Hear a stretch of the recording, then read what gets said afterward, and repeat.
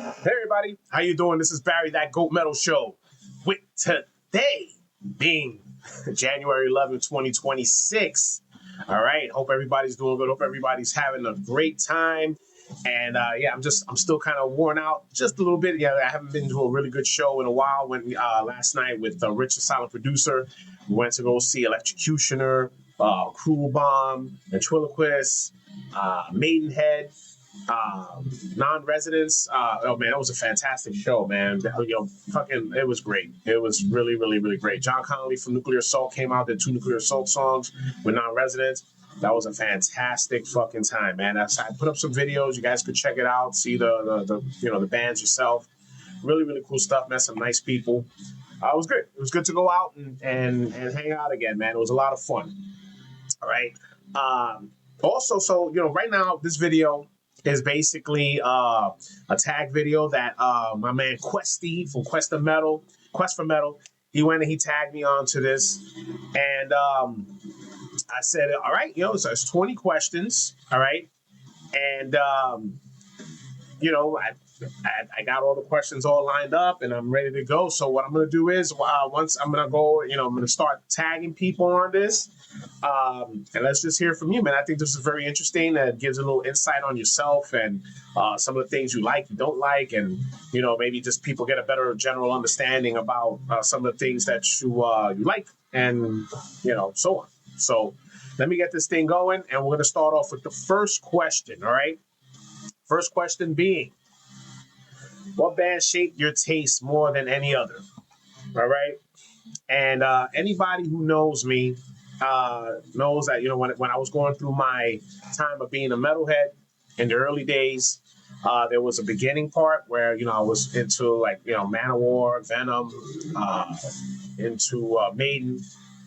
But the one band that maybe shifted me into the more extreme, of course, it's going to be, it's going to be Slayer.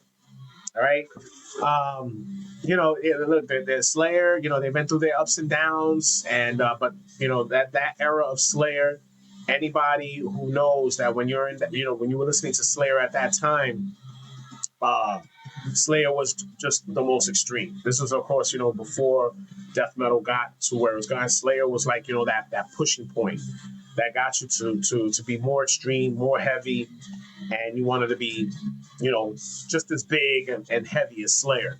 But that was always my, one of the bands that pretty much shaped my who I am as far as being an extreme metalhead and into all different genres of music, because Slayer wasn't just thrash, and they had punk elements. They were into a lot of things.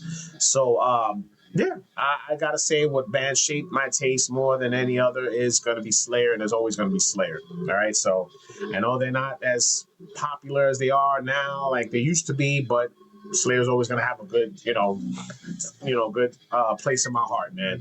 Great fucking band. All right, so we're gonna go into number 2. All right, here's number 2. A band that sounds better live than on record. Now, I was really trying to, I saw the video Quest for Metal did, Questy, and I think he did Blind Guardian. I think was his. Unfortunately, I never got to see Blind Guardian live, so I started thinking. There's a lot of good bands out there that could actually roll out great records and great live performances. But there's one band that I think that still stuck with me when it came to their live performance compared to listening to them on record. And I got to give it to SOD, Stormtroopers of Death. Now, if anybody's familiar with that they did live at Budokan, which was live at the Ritz in New York City in the early 90s. Me, Rich, Sound Producer, and Tone Joker, we went to that show. And when I tell you that the energy, the way it sounds, and that feel you get, it's amazing. It's an amazing sound. Honestly, I mean, don't get me wrong, listening to it on tape and record gave it, it was a heavy feel, but seeing it live, I think was a totally different thing for me, man. I think it's just seeing it, hearing it live, it just gave more of that, it just sounded better. To me, it just sounded better.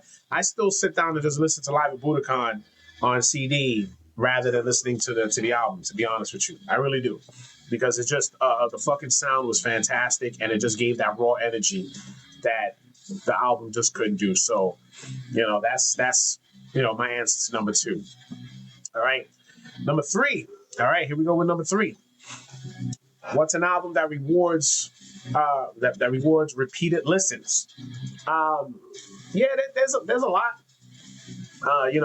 But I think there's one that I always go to on a regular, like, when I start going through stuff and I'm just gonna listen to, how you do, you just put stuff to listen to, and maybe sometimes you skip something or whatever. But there's one album, maybe a few albums that I have, but this one always comes into the mix, and that's Deicide's Once Upon a Cross. Okay, front to back, fantastic. I can listen to this over and over again, not get tired of it. The fucking lyrics are fantastic. I could, you sing along to them, and it just, I love it. It's still, to me, I always say this is still my favorite Deicide album of all time. It's my number one. When we do, best ofs of Deicides, I still say this is my number one. This one killed it to me. I said it's their Raining Blood. And it's a fantastic album, man. I mean, if some people, who are not familiar with Deicide, I would say, I know you want to start off in the beginning, but listen to this album. Then dive away to the rest of them. I think you guys won't have no issues with that, for real. Fantastic fucking album, and still great to this day. Fucking Deicide, Once Upon a Cross. Okay, now the next one, we're going to number 4. If you could recommend one album to a non-metal fan, what would it be? Okay,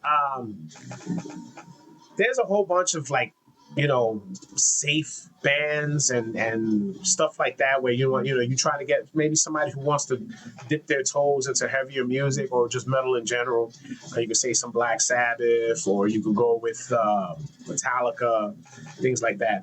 But if I got to give them an album to check out, maybe to listen to, that will give them a nice little mix of different things. So maybe it could warrant them to say, hey, you know what, this sounds great, maybe, and then explore other ones. I'm going to go with an Iron Maiden classic, man. And this one is the Iron Maiden classic, Seventh Son of a Seventh Son. I think because of the fact that this album had a lot of different elements in it, they were using keyboards, and, they were doing a whole bunch of different things. I think it's a broader album for them to, somebody to, listen, and it's not going to stay strictly to one thing. It's actually got different elements for them to enjoy. They could pick one or two songs that might just feel good to them, and that could, maybe keep them in where it's not something outrageous. Got some good little, movements, and, of course, Maiden's galloping is always going to be in there. But I think this album is something that they could actually give a listen and say, hey, you know what, this is not bad. Let me try something else. And then they could go and reflect to other albums, other Maiden albums, other bands, and then explore from there. But this is something I felt like this, is an album that you could give somebody who maybe wants to try to listen to metal, or maybe give metal a chance. I would recommend Iron Maiden, Seventh Son of a Seventh Son. All right. Now we're going to number 5.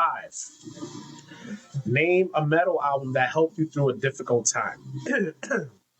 All right. So I think I have 2 albums.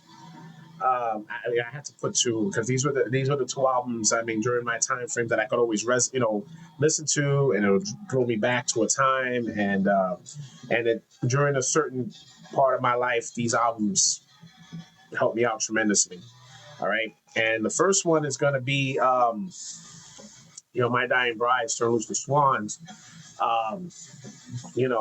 To me, one of their greatest albums ever. And one of my favorite fucking bands. I'm a big My Dying Bride fan, which is a shame with the shit that's going on with them now.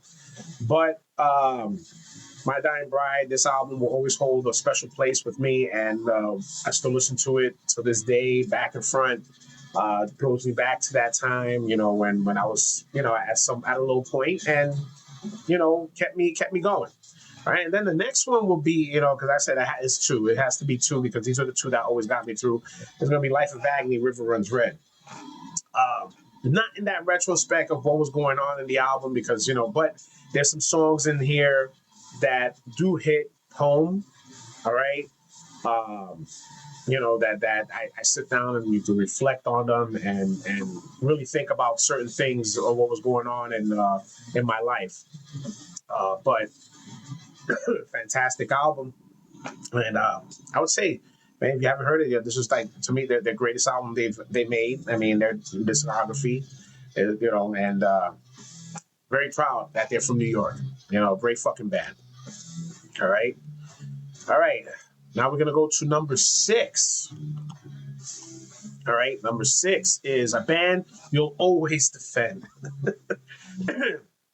Well, again, the Jawabas of the world, and my man Rich, the silent producer, and Tone Joker know who I'm already gonna say, and that is gonna be Manowar. I'm always gonna defend Manowar. I don't care what the hell y'all say. Okay, Manowar is a band that is always gonna stay true to me. They were one of the first bands I really got into when I was, in becoming a metalhead, and I'm sorry. They just, they can't do no wrong. All right. And I will defend them to the end. All right. Defend them to the end. They're a great fucking band. These guys are already in their 70s and still kicking ass the way they want and, making money. I still haven't got a chance to see them live, but maybe one day I will. Maybe one day I will. Who knows? Fucking Manowar, man. I love these guys, man. They're great dudes. I mean, they got some fucking iconic albums. And, yeah. That's it. So it's going to be Manowar. Manowar for me. All right. All right. Now we go to number 7. An album where the deep cuts are better than the hits. Now, this was kind of difficult. There's some albums that I could really say, yeah, but I think they go hand in hand a lot of times with some albums with the hits and then the album itself where it just defines the whole album in general. But one album I always thought about, I mean, they had 2 really good hits on it. But the rest of the album, the other songs on the rest of the album, to me, it just doesn't get enough praise. And we're talking about Queensryche's Operation Mindcrime. Sweet Sister Mary, that freaking 10-minute song that's on there, my favorite song on this album, which doesn't get enough praise, I think. I mean, they play it live. I mean, they played it live and so on. But, the hits Eyes of a Stranger and those songs were like the ones that, they had to put out, make videos and things like that. But there are some other great songs on here. And I think some of those songs kind of outshine the hits. But again, Sweet Sister Mary, I love that fucking song. My favorite song off this album, man.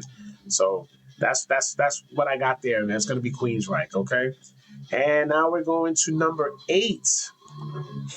A band you'd wish would stop making music. Okay. I think me and Questy agreed on the same band. All right, and it's gonna be Iron Maiden. Yeah, look, guys. I think as much they're gonna keep putting out music, and not to sound messed up, but if you hear the last 5 albums, they sound almost the same. That nothing's really different. If you take like their first 5 albums that they released when they started the band, you could see that each album had a different element. It was nothing that was, it had their signature galloping sound, but it's just, things are just not, look, man, guys, it's up, you guys up there, man. You need to enjoy life. You put up more than enough music. We are all fans, and we love the fact that we got great music to keep listening to. It's time for you guys to enjoy your lives, man. I mean, or come do one or two big shows every year. That's it, if you can. But after that, I mean, I think that's it. No more. No more, guys. Love you guys, but no more. All right, no more. All right. And then we're going to go to number 9. An album where the production holds back the songs. Now, when I heard this, when I was reading this, I was like, all right, so, I'm trying to like think back. Now, unfortunately, when we think about some of the albums that maybe we listened to when we were younger, you could have that argument. And then a lot of times those albums get, reproduced, remastered, and so on. So I'm just gonna go off the fact of, because I know this particular album was already remastered in 2021, 2022, but I'm gonna go with when I first bought the album, what I thought about it, and what I, it falls into the same category. So, and that's gonna be Paradise Lost Gothic. Now, again, I know it's remastered. Now, people with the remaster thing, I understand that sometimes when you remaster an album or some songs, you tend to write, you just give it an extra boost of sound or whatever. Then you got some of these artists like fucking Dave Mustaine. And I'm sorry, I'm one of those that really hates the remasters of Megadeth, the ones that when he first remastered Peace Cells and Rust in Peace and all of them. I hated them. I love the original ones when they first came out was the way he had to keep it. He needed to tweak some little things as far as raising the volume of music or mixing. That's great. But he went and he added vocals. He added this. He did that. He did whatever. And I was like, no. And I'm going to go with the fact that,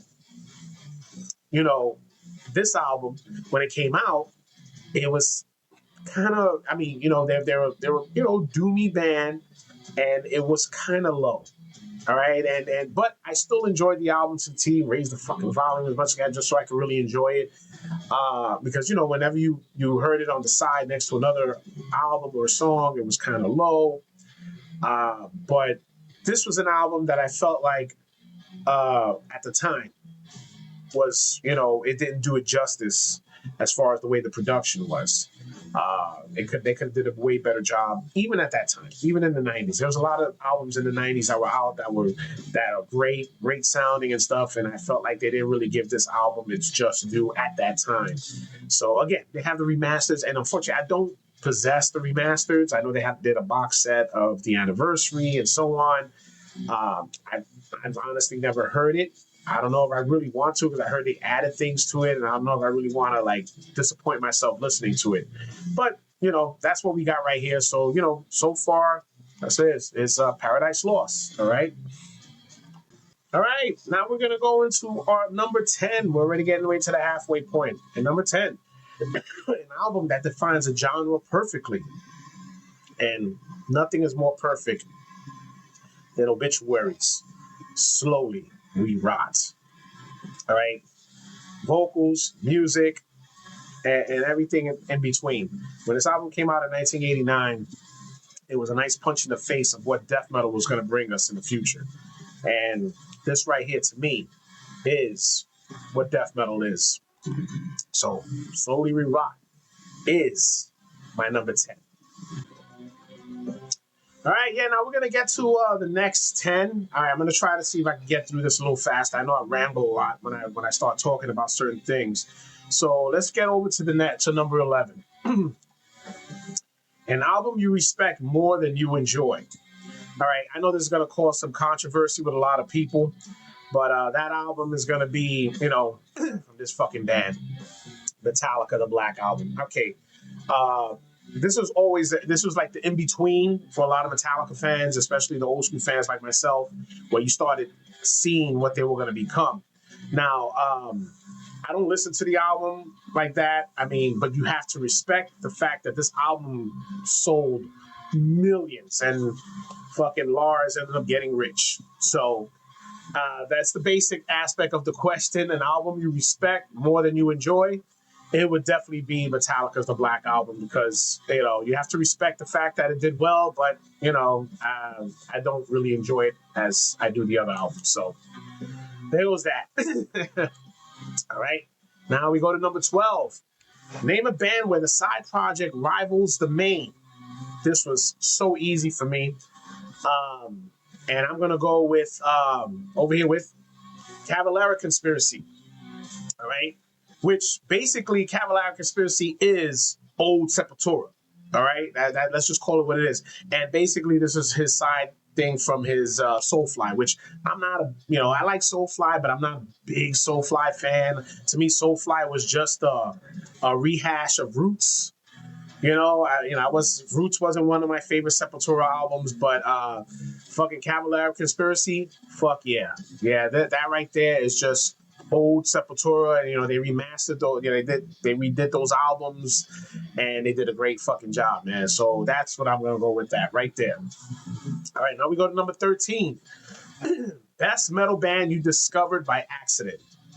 Yeah, this one right here. I know I've talked about these guys more than enough. Matter of fact, we just finished seeing them last night in Brooklyn, and that is Electrocutioner. Found them by accident. I was checking out the stuff over at Live After Death Records, and I was just seeing stuff to buy, and I ran across their cassette, Electrocutioner, New York Thrash. Now, mind you, usually I would go and I would take a listen on YouTube or something like that, but something told me. I bought it on the fly. I just said New York Thrash, I'm gonna buy it. And man, was I fucking impressed, and I was happy, so happy that I reached out to them. We did an interview with them.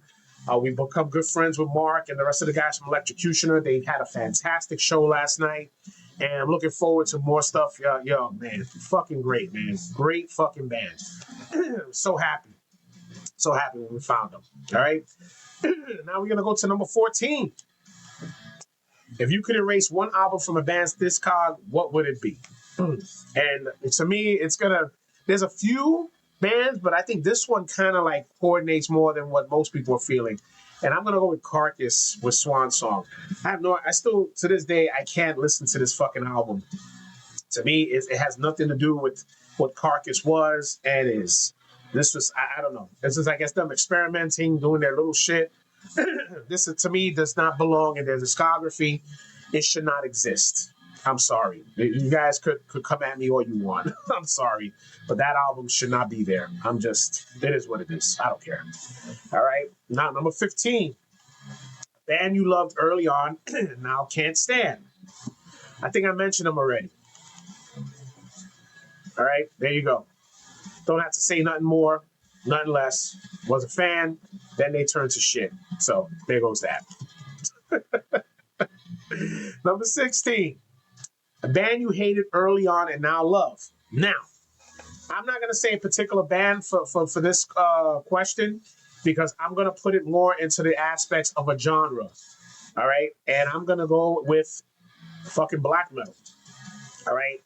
I hated black metal in the early stages. And that early wave in the 90s, I did not like black metal at all. I used to make fun of it. I used to say it had the same sound. It sounded like they were playing in the bathroom. I gave black metal a lot of shit in that time, but I grew to love it, man. And especially now since I've been collecting vinyls, it's just become a big part of my life as far as listening to black metal and enjoying it. So so I said, and I won't say a particular band, but I'm gonna go with a genre itself. That black metal was something I couldn't stand, and now I fucking love black metal. All right, let's see number 17. A popular metal band you can't get into. Okay, this was what I mean, because look, there are some bands you could actually enjoy. Maybe little snippets here and there. I mean, like, for instance, Marilyn Manson. I actually enjoyed the new Marilyn Manson. I thought it sounded pretty good. I could actually listen to the new Marilyn Manson. Wasn't really a fan of some of the other stuff. So I could dwell into some Marilyn Manson. But I have to say Gojira. I don't know the thing. Look, it is people they got fans. They played the Olympics. They did all this shit, but I just can't. Their music just doesn't. I can't really sit there and say I like one or two of their songs. I can't get into them. Don't understand their popularity to a degree. I mean, hey, it is what it is. Just like fucking Mastodon, never understood why they got popular the way they did, but it is what it is. And to me, it's Gojira. So that's my pick right there. All right, number 18. A metal band you love for reasons beyond music. All right, and I'm gonna go right here. We're gonna keep it over here in New York, and that's Sick of It All. All right. Everybody knows that Lou is going through his battles with cancer, and he's still fighting. But as a